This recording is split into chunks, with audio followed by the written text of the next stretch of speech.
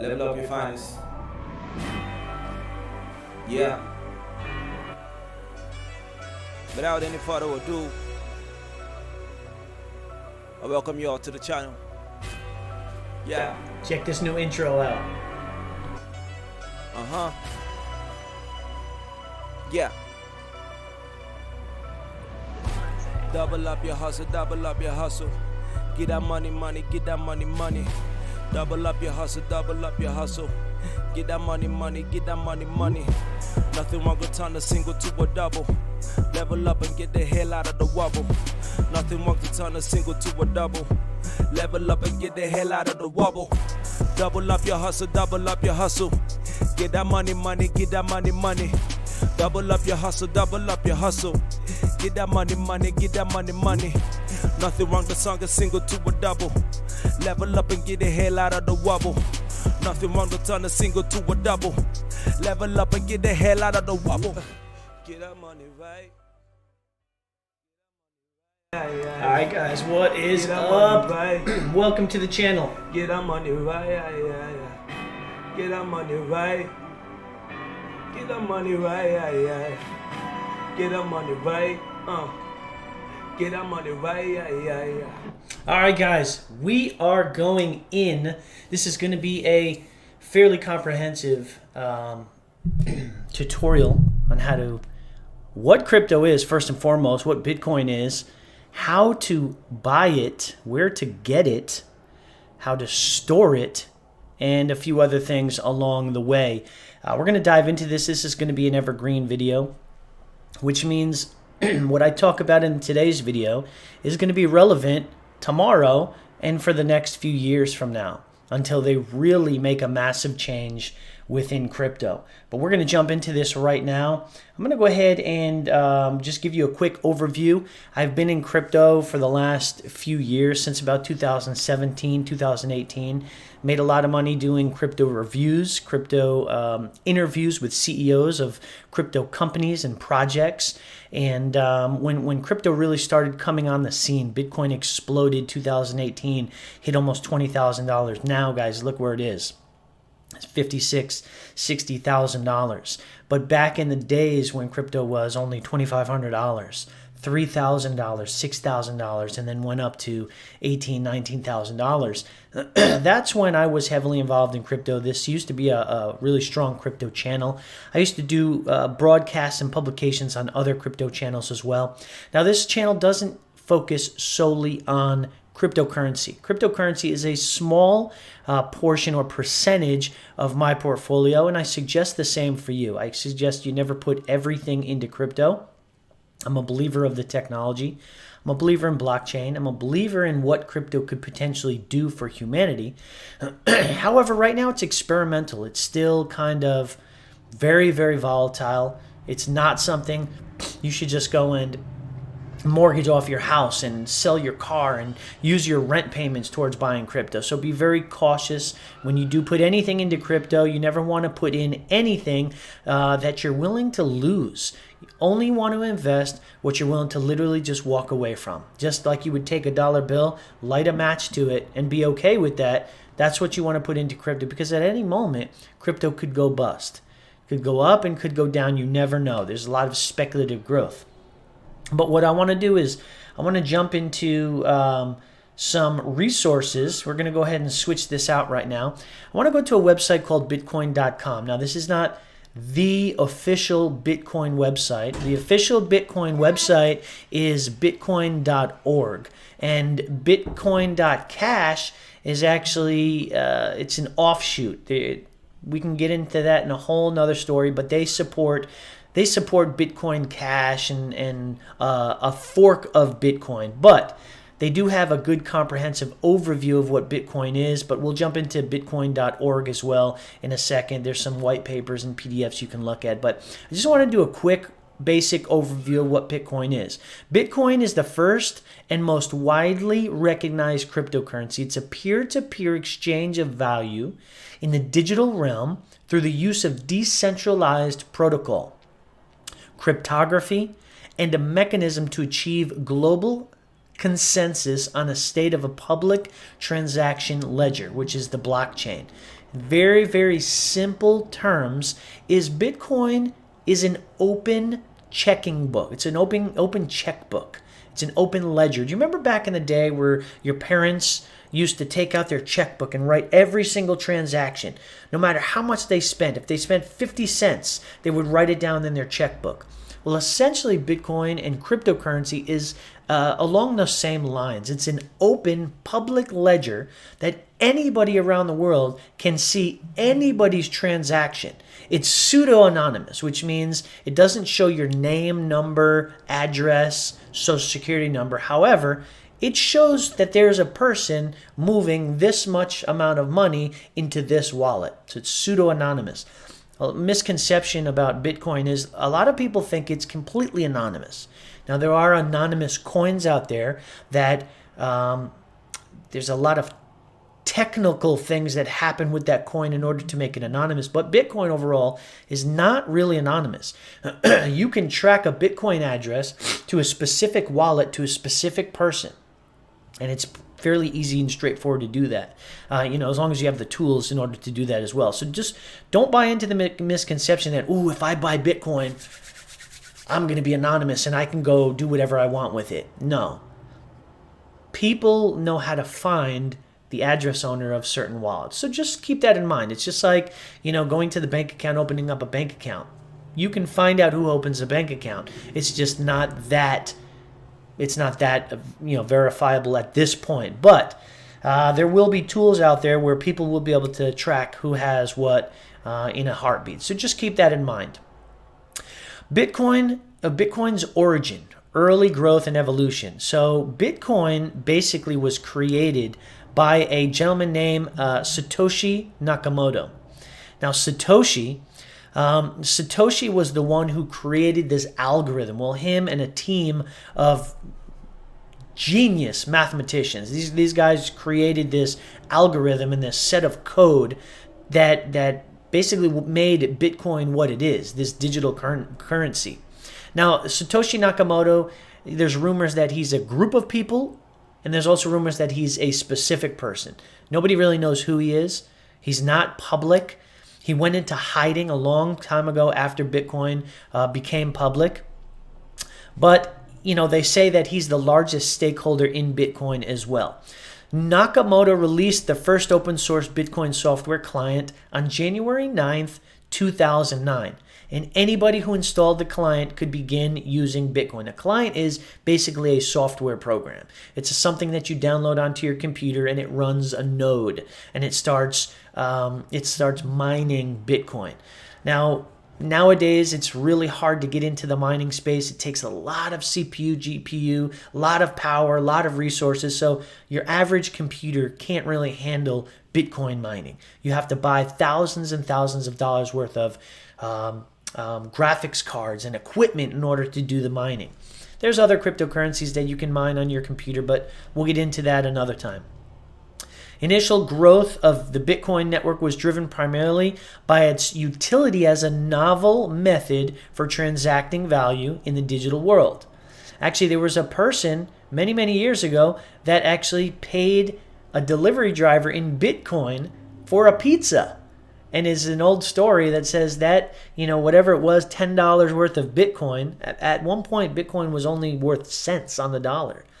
Then it was $1, then it was $10. It's a lot like, if you look at like Dogecoin right now, it's 70 cents right now.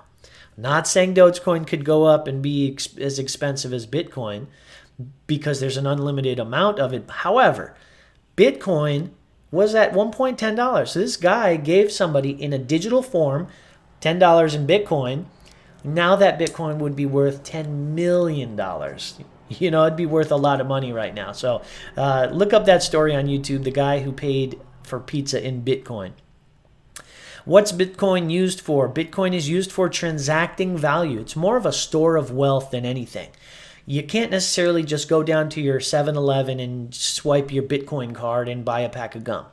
There's too many transactions, too many fees involved with that. It takes too long, but it's a good store of wealth. Right now, if you look at Bitcoin, you can look at it like it's gold or it's a silver in a digital form. You're going to put money into it and you're going to let it just sit for the long term. You're not going to go back and forth using it a lot. It's not necessarily set up specifically right now for a use of a daily currency. So keep that in mind. There are other types of cryptocurrencies that can be used as more of a daily quick transaction currency. Dogecoin is called the people's coin. It's sort of set up that way. There's an unlimited amount. They can keep printing off as much as they want. They keep the inflation down. Again, we're not touting or supporting necessarily Dogecoin, but that's just one that is right now very, very hot in, what is it? We're in May 2021. Depending on when you watch this video, you're going to be like, whoa, really? Ripple XRP is another one. It's made for a quick transaction. Actually, the banks are looking into using that for their wire feature. So let's keep moving forward, guys. Basics of Bitcoin. It's decentralized, which means, this is a hot word you need to understand. Decentralized means nobody controls it. Nobody controls Bitcoin. Nobody owns the Bitcoin network. There's no CEO. There's no man in charge. Instead, the network consists of willing participants who agreed to a rule of protocols, which is taken from an open source software called a client, which is like basically a piece of software on your computer or on a server. Changes to the protocol must be made by consensus. Consensus means a group of people need to agree on that.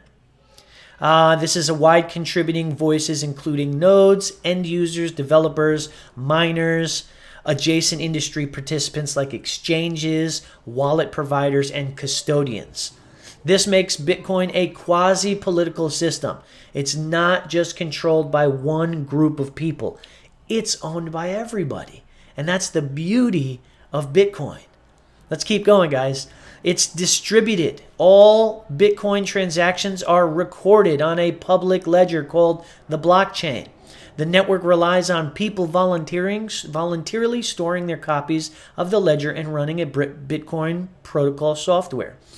Software can be in the form of a wallet, an app on your phone, an actual node that you're running. There's different types of these protocols or these pieces of software that you can run. There are currently more than 80,000 nodes distributed globally, which means one transaction needs to be verified by other pieces of software in that network. That's what makes it completely decentralized. It's not like it goes to the CEO, sits on his desk, he puts a stamp of approval on it, he says that transaction's okay. No. The decentralized, distributed aspect, it means if there's a transaction here, it needs to be verified by 50 other pieces of the puzzle. People, nodes, exchanges. There's a lot more technicalities we're not going to go into right now. I'm trying to really keep it super simple. Transparency. The addition of new transactions to the blockchain ledger and the state of Bitcoin network at any given time is arrived upon a consensus and in a transparent manner according to the rules of the protocol. This means it's transparent. It's open for everybody to see these transactions coming and going. It's peer-to-peer. Peer-to-peer is important. Although nodes propagate the state of the network or the truth, payments effectively go directly from one person to another or from one business to another. This means there's no need for any trusted third party. If I want to send if I want to send money to my wife and I want to do it through, what are some of the softwares that the banks use? Is there one called Ellie or Swift or something like that? I literally have to submit it to the bank. The bank have to sign off on the approval for it, and then my wife will get that money several hours later. Bitcoin is peer-to-peer, which means I can send you money almost instantly as long as you give me your wallet address. Peer-to-peer makes it super easy, super efficient. The good thing about peer-to-peer means if I want to send money or crypto or Bitcoin to somebody in Africa, I'm in the United States. If I want to send money to somebody in Africa, I can do that as long as I know their wallet address within a few minutes to an hour on the Bitcoin network. Now, there's many other cryptocurrencies right now that are a lot faster. Remember, we talked about being a daily fast transaction. Bitcoin's not necessarily set up for that. However, technology is always being discovered, which can make it easier in the future. It's permissionless, which means anybody can use Bitcoin. There's no gatekeeper. There's no age limit to use Bitcoin. You just have to know what you're doing. You have to be responsible enough not to lose your money, because you can literally send it to the wrong address, it's gone. Bitcoin and cryptocurrency for the most part is irreversible, which means if I send you $1,000, but I get one letter off your one number off in your wallet address, and it goes to somebody else, there's nothing I can do about it unless that other person is willing to send it back to me. It's irreversible. It's permissionless.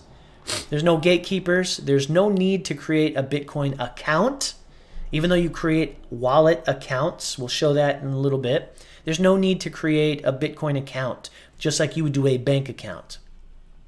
Any and all transactions that follow the rule of the protocol will be confirmed by the network along the defined consensus mechanisms. Every crypto has its own set of mechanisms. Pseudo-anonymous, we talked about that. It's not tied to any specific address. These addresses are generated randomly. They're generated in an alphanumeric value, which means lots of letters, lots of numbers in a string of like 16 to 20 characters, sometimes longer. Censorship resistant, which means no government, no matter what you hear on the news, no government can come in and shut Bitcoin down or shut cryptocurrency down. Since all Bitcoin transactions that follow the rule of the protocol are valid, since transactions are pseudonymous, and since users themselves possess the key, you own the keys yourself, it's difficult for authorities to ban individuals from using it or to seize their assets. This carries important implications for freedom and democracy.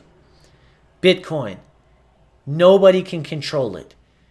You can't get those assets taken from you unless you give them up.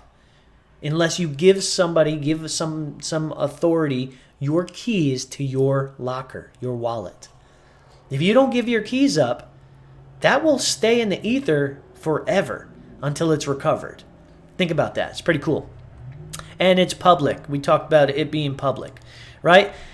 Economic features of Bitcoin and crypto in general. There's a fixed supply. So this is super, super important for Bitcoin especially. Now, there's other cryptos that don't have a fixed supply. There's an unlimited supply, like Doge. There's an unlimited supply of Doge. They can keep printing it off. However, Satoshi Nakamoto, when he created this, or when they created this, they created it with an end in mind, which means they created it so that there would be a fixed amount. The last Bitcoin would be mined, and after that last Bitcoin was mined, there would be no more Bitcoin ever to be mined ever again. That's pretty cool if you think about it, because what does it do? It drives the value up, because people know, subconsciously they know, psychology of a person says, if something's going to run out sooner or later, I need to get my hands on it. And so what's happening right now? People are seeing Bitcoin go up to $50,000, $60,000. There's a term called FOMO, fear of missing out, and they want to go grab it because they know eventually it's going to run out. Now, not everybody knows it's going to run out, but if you do a little research and you do some studying, you know that there's a fixed supply. One of the key parameters in the Bitcoin protocol is that the supply will expand over time to finally tally 21 million coins. Now that number right there, that's kind of guesstimated. I think I've heard 22, I've heard 24 million coins. However, we know for sure there's a fixed amount of coins, so let's just use this for simplicity reasons. 21 million coins.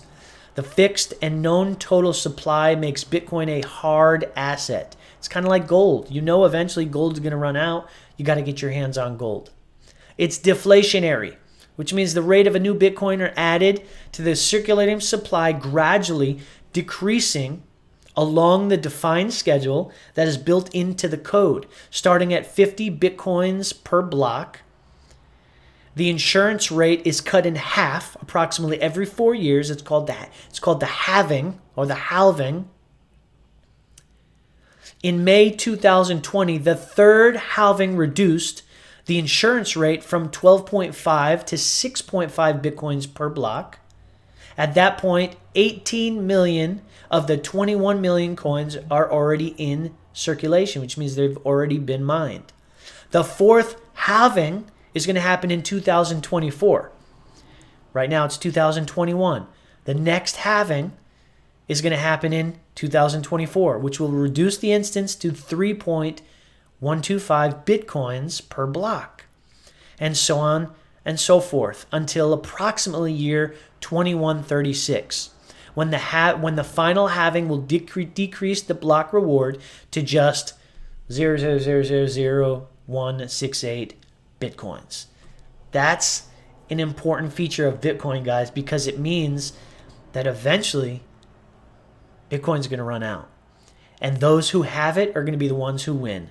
It's like, billionaires out there. Those who have all the money control all the money. Those who have the majority of the Bitcoin or have a piece of Bitcoin they're going to be stakeholders in the future. It's pretty exciting when you think about it. Incentive driven. So there's rewards and stuff like that. We can get into that in a whole another piece. Who decides what Bitcoin is? Guys, I encourage you to go to bitcoin.com, or you can go to bitcoin.org. That's the original website, bitcoin.org. And you can do some studying on this. You can look at the Bitcoin white paper. The Bitcoin white paper is the original paper that Satoshi Nakamoto wrote up. Whether he's a person or a group, it's what they wrote up, explaining everything from the intro to how transaction works, to time, to proof of work. It gives you everything in detail. So if you want to nerd out on that a little bit, I highly suggest you go and look at the Bitcoin white paper. And we're only going to focus on Bitcoin for this particular video. However, in future videos, or you can look at my past videos, we can cover different coins to show you the different utility for each coin, or what the coin could be used for, what the proposed method of use for it is, the valuation of it. We can look at a lot of different things, but for right now, we're going to just do a semi-comprehensive overview of Bitcoin. So now we gave you the details of what Bitcoin is, how it was created, what the economic features of it. I want to go into a little bit of how you buy Bitcoin. Now, you can go to several websites to buy Bitcoin. It's actually fairly simple. You can go to, number one, if you're living in the United States or Europe or Canada, Coinbase is like the number one biggest company. They just went public, where you can go and you can open up an account and buy Bitcoin. It's kind of like opening up a bank account, right? So you have to think about it this way. If you have your Bitcoin stored in or on Coinbase's servers, if you buy from Coinbase and you store it on Coinbase, Coinbase is going to always be in control of that. If they happen to shut down one day, your money is going to shut down with. It's just like a central bank. If you go to Bank of America and you have $10,000 in there and they all of a sudden just shut down, they just close their doors and you can't access that money. It's because it's in a third party. So remember that when you're using third-party websites like Coinbase. Coinbase is super safe. It's super secure. They just went public. They're always being regulated by the SEC, the SEC, and all the regulatory systems in America. Always looking at them. IRS is looking at them. So just know that it's not super anonymous or super behind the scenes. This is a very public company. But you can go ahead and easily buy Bitcoin or several other cryptocurrencies on Coinbase. Coinbase, you simply go set up an account. And you're going to go to prices, or you're going to go to look to see all the different coins. And you have a list of different coins that you can actually buy. I think there's, 100, 59, 60 coins currently being traded on Coinbase right now. Coinbase also has an exchange, Coinbase Pro or Coinbase.pro. The exchange is a little more technical. If you want to get into a little more day trading, a little more swing trading, you can go ahead and learn how to trade. They have plenty of tutorials, but for right now, we're just going to look at the Coinbase, the consumer wallet side. So you can go ahead and create a Coinbase account. You're going to have to verify it, give your social security, give your address, give your phone number. Remember, we're not doing this to try to be anonymous. We're doing this just to get some crypto in our portfolio. Go ahead, Coinbase, open it up. And you're going to go to prices, or you can look at portfolio. You're going to see Bitcoin. Obviously, the top 3 or 4 that I would look at investing right off the bat, maybe 10% of your portfolio is going to be Bitcoin. It's definitely going to be Ethereum. Ethereum is an altcoin. It's an alternative currency to crypto to Bitcoin. So anything outside of Bitcoin network is going to be considered an altcoin. All right, so Ethereum, Tether is a stable coin that's kind of pegged to the US dollar. So if you want to go in and out, right? If you want to, if you think Ethereum or Bitcoin is going to drop in price because you heard some news and you want to get out of it real quick, you'd go buy into a stable coin like Tether. It's pegged to the dollar, so it always stays consistent. Then you got Cardano. Cardano is a huge project. It's a huge company. Lots of cool use cases for Cardano. Lots of things in the future coming down the pipeline. You can go ahead and research them. That's the number 4 on the cryptocurrency kind of, top 100. Then you got Bitcoin Cash. Bitcoin Cash is a fork of Bitcoin. It was forked off the code, which means developers and miners and people got together and decided they want to go a different route than the Bitcoin core feature. So they forked the code, which means they took a piece of the code and they went another direction. While keeping the basic features and functions of Bitcoin, they decided to go a different direction and have some different features built in. It's not the original Bitcoin. Don't ever let anybody tell you that Bitcoin Cash is the original Bitcoin. And then we got Litecoin. Litecoin used to be number 3, but they've gone down, and it all has to do with market cap and circulation and a couple different things behind the scenes. But Litecoin, Ethereum, Bitcoin, I'd even look at Ripple, XRP. Coinbase doesn't sell XRP, but there are other places for you to invest in XRP. So if you want to buy Bitcoin, you're going to go here, you're going to click trade, or you're going to go ahead and just click on it. It's going to tell you how much Bitcoin is currently. This is called a chart, and this gives you kind of a time frame. You can go 1 hour, 24 hours, 1 week, 1 month, 1 year, and all. Look at this. Bitcoin used to be less than $100. From December 2013, we hit 17,000 right around 2018, 10,000 right around 2019, and now we're sitting at almost $64,000. We're back down to about $57,000 right now. So it's pretty cool. You can look at that different stuff. It gives you a little bit of information, gives you a little bit about Bitcoin. You can look at the official website, white paper, and some news. When you want to go ahead and buy, you click on the buy tab. You can sell or you can convert. If you have Bitcoin, you can convert it into any other crypto that Coinbase offers. But for buying reasons, we're going to go ahead and choose which account you want to buy it from. Remember, you have to set up your bank account information. You're going to choose which account you want to buy it from. Then you're going to click buy Bitcoin. Oh, you have to put in the amount. So, I don't know. Let's just buy $10 for right now. It's going to preview the buy. There are going to be small fees associated to this. So in our case, it's going to be a 99-cent fee. The more you buy, the more the fee is going to be, because the more resources it takes to push that transaction through. And again, Coinbase is trying to make a little money off this as well. So just know there's going to be fees associated. I saw one guy buy $10,000 or $5,000 worth of Bitcoin, and his fee was like over $100. So keep that in mind. Don't let that scare you. It's part of the game, right? So if you're okay with that fee, go ahead and buy now. Let's see if this will work. Hopefully my account's set up correctly in here. Once that goes through, it says successfully purchased. My balance, we're going to click continue. Trade immediately. Don't wait for your bank. So they give you almost like a credit feature, so you can go ahead and view the transaction. I bought $9.01 of Bitcoin because of that, minus that 99-cent transaction. So from here, I can go ahead and view my transaction information. I can look at my overview again.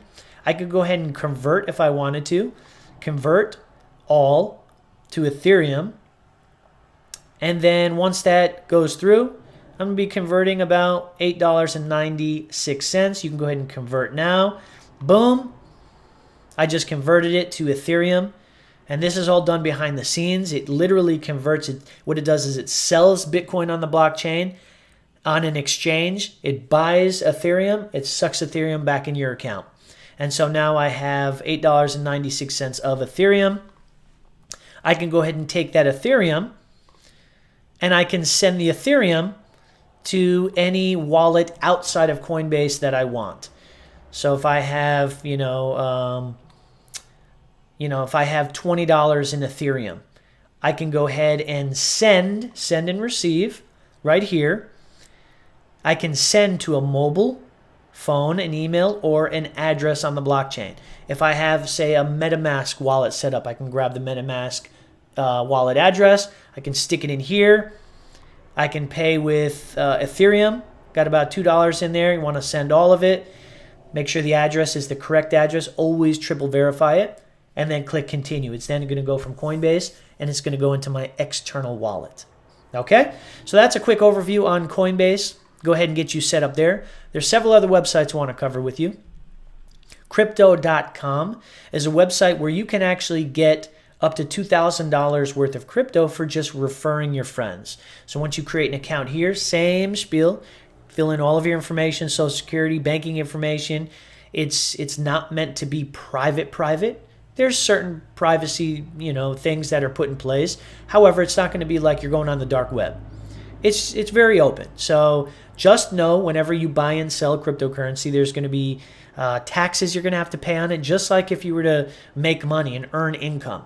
It's all associated with the same thing, guys. You have to make sure you have a good accountant set up, a good CPA, because at the end of the year, you're going to let them know which transactions you made through crypto, what you bought, what you sold, what you're holding on to. And there's going to be taxes allocated to that. So just always make sure you keep that in mind. So with this, you can go ahead and refer your link and earn up to $2,000 in crypto simply by sharing this with other people. But on Crypto.com, you can go here into the exchange. You can also download this app on your phone. You go into the exchange on your website. You're going to go ahead and log in, and you're going to go ahead and set up buy orders and sell orders. A little more experienced. It needs a little more experience. It's a little more involved to do this. On your phone, it's super easy through the app. You literally just put in your credit card, debit card, put in the amount, press go. It's fairly simple. But I wanted to show you this. Crypto.com has an exchange. You can also buy Bitcoin and certain cryptos on Robinhood. Robinhood is an app on your phone that you can use, but it's also you can log in from your computer as well. Robinhood app has been around for quite a while now, and gives you the ability to trade crypto and buy other stocks and ETFs and different stuff on the regular stock exchange as well. Super simple to set up. Again, social security, bank account information, all that is needed. And you can go ahead and buy and sell crypto on here. And you can also log into the desktop version to do that as well. And you simply set up a buy order. You can do a limit, which means you actually put in detail what the price is that you want to buy it for. You click submit, and then it waits until the price hits that amount, and then it cashes through. Or you can do a market order. Market order means it's just going to give you the average price, maybe a little higher, maybe a little lower, but it's going to give you the average price of what it's going for right now. That's the quickest way to go ahead and buy in. And then the fourth website is called BlockFi. BlockFi is another app you can download on your phone. You can do a lot with BlockFi. There's a lot of referral rewards. So if you want to refer friends, you can also earn crypto. I think up to $25 in crypto. But you can go ahead and set up an account. You can go ahead and deposit into your BlockFi account from your bank account. It may take a couple hours to a couple days, so just keep that in mind. Then you can go ahead and trade. You can literally go ahead and buy. You can go ahead and buy Bitcoin, buy Ethereum, buy tons of other cryptocurrencies that BlockFi has. They have lots of different currencies to choose from. So you're going to go ahead and do that. You can do that on the app, or you can do that on the website and literally buy and sell. Very similar. Once you know how to use Coinbase, you're going to know how to use all of these different websites. Very, very simple to use. Some websites give incentives. However, you always want to make sure you're using a website that is trusted, it's verified, it's vetted, because there are a lot of scammers out there scamming websites. Now, if you want to become a little more experienced trader, you can go to an exchange called Binance. Binance was created in China, and they've moved to different countries because of restrictions. They really want to make it available for all people all over the world to be able to use their website. One of the largest exchanges out there. An exchange means that you can buy and sell all different types of currencies and cryptocurrencies.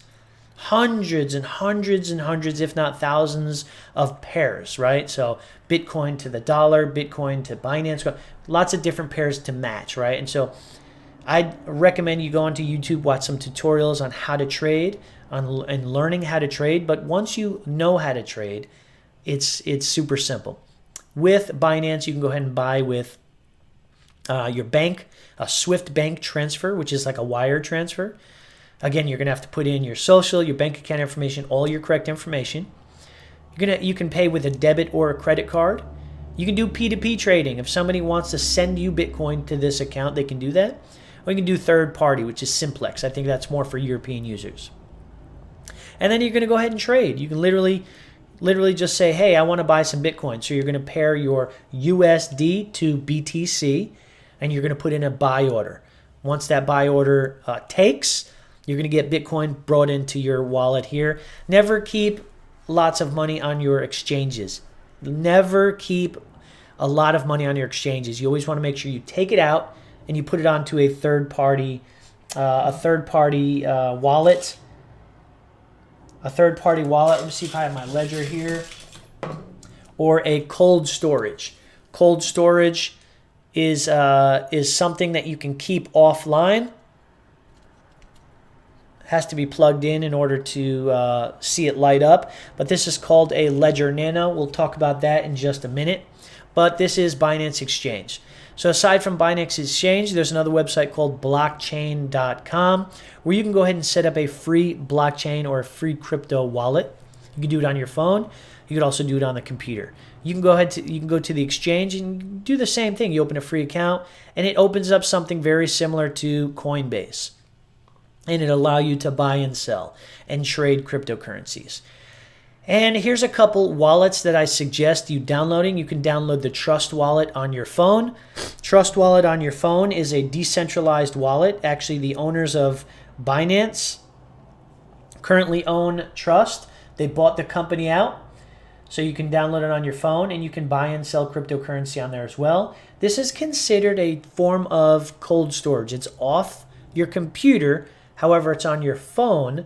So be careful. If your phone ever dies, chances are that you're not going to be able to get back into that app unless you store your keys. There's ways for you to back up your information, and you can store your keys and write these down on pieces of paper. It's suggested that whenever you set up a wallet and they give you seed or passphrases, or they give you 12 random letters or 12 random words, usually as like a backup phrase, always write them down. Don't keep them on your computer. Put them down in a notepad. Store them in a safe, because you'll always be able to refer back to those and access your cryptocurrency online from any computer in the entire world. As long as you have your keys, as long as you have certain security phrases, you'll be able to get into and access that crypto. So that's that. Ledger Nano is the cold storage I was talking about. We'll go ahead and look at this real quick. Some say that technology is getting too complex, that personal data can't be protected. Some say that the only safe place is home, that cryptocurrencies aren't safe. We at Ledger believe that your data should be safe everywhere you go, that security can coexist with simplicity. We believe that your assets should be in good hands. Yours.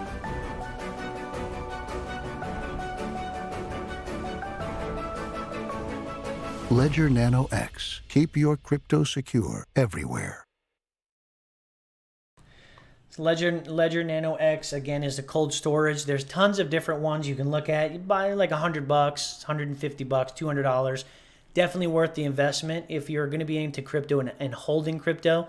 Take that crypto, get it off of the interwebs ASAP, because anybody can hack anything these days. Pull it off, keep it on an offline wallet like this, a piece of device, a storage unit here. It's not a USB. It's a literal, this is a encrypted storage unit for your crypto. You can hold lots of different types of crypto on here. hundreds, thousands, millions of dollars can be stored on here in digital form. And then you can literally keep this in your safe or keep this in your bank vault at the bank if you want. And then anytime you ever want to access it, you plug it into your computer, put some numbers in there, and you can transfer stuff back and forth. But guys, I'm super excited about this video. There was a lot of information that we talked about. If you guys have any specific questions, make sure you go ahead and drop the comments down below. Let me know what type of questions you have about cryptocurrency, about blockchain, about any type of tech in this category, in this industry, and I'll make sure that I cover it. I hope this video serves a purpose on teaching you how to get into the cryptocurrency market, how to leverage different websites and different storage units and different resources so that you can buy, sell, and trade crypto.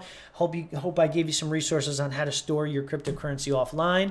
And as always, guys, I'm always here for questions. Make sure you live well, laugh a little louder. Guys, learn to be a better you, and we'll see you guys in the next video. Peace.